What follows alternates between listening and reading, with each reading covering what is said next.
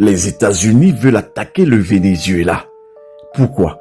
Pour les mêmes raisons que vous savez, c'est-à-dire les richesses du pétrole dans le cas du Venezuela.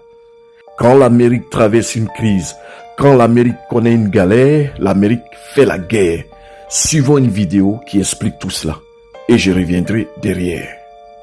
Pourquoi le pétrole du Venezuela compte-t-il autant pour l'Amérique? Décomposons cela étape par étape. Ici même, en Amérique du Sud, le Venezuela repose sur le plus grand trésor pétrolier du monde. Environ 300 milliards de barils, valant plus de 20 et 1 000 milliards de dollars. C'est plus que les 267 milliards de l'Arabie Saoudite et bien au-delà des 69 milliards des États-Unis. Sur le papier, maintenant, regardez la carte. Les champs pétroliers du Venezuela se trouvent juste sur la côte Caraïbe. Un court trajet vers le nord, à travers la mer, et vous atteignez la côte du Golfe des États-Unis, qui abrite certaines des plus grandes raffineries américaines. Bon marché, proche et stratégique. Celui qui contrôle ce pétrole tient une véritable mine d'or juste dans l'arrière-cour de l'Amérique. Si le Venezuela vend librement son pétrole, le marché se retrouve inondé par une offre bon marché. Les prix s'effondrent. Cela nuit à l'industrie américaine du pétrole de schiste. En gardant le Venezuela sous sanction, les États-Unis et leurs alliés du Moyen-Orient maintiennent la demande et les prix en leur faveur. Géographiquement, le Venezuela est trop proche pour être ignoré. Contrôler cette région signifie garantir l'approvisionnement pour les États-Unis et priver de pétrole bon marché leurs rivaux comme la Chine,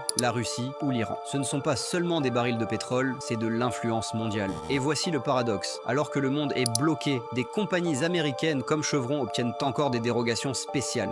Voilà, tout s'explique comme d'habitude. Toujours le pillage, la volonté d'aller voler la grandeur d'ailleurs pour venir construire chez eux. C'est pourquoi Donald Trump a dit « Make America Great Again ». Faire de l'Amérique, faire retrouver la grandeur à l'Amérique. Mais cette grandeur, c'est au détriment des autres. Voilà. Que ce soit Donald Trump, que ce soit Biden, que ce soit Barack Obama, Bill Clinton ou Bush, c'est toujours la même logique. Oui, allez voler ailleurs. Ne vous y trompez pas. Il n'y a pas de nouveau. Il n'y aura rien de renouveau. Il n'y a pas de renouveau. Hein. C'est toujours la même chose en réalité. Voilà. Le système, il est bien fait en Amérique. C'est-à-dire que c'est l'impérialisme.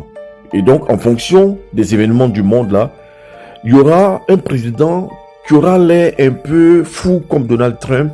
Certains même vont dire, il essaie de lutter contre ce qu'on appelle le deep state, l'état profond. Donald Trump, c'est l'état profond. Il fait partie du game. C'est l'establishment. Il faut arrêter. Il faut que les gens arrêtent. Le gars, il a été président, non? C'est l'establishment. Il va pas venir nous la faire à l'envers en nous disant ici que lui, il lutte contre le deep state alors que lui-même, il est le deep state. La preuve, il veut faire la guerre. Quel est le projet du deep state?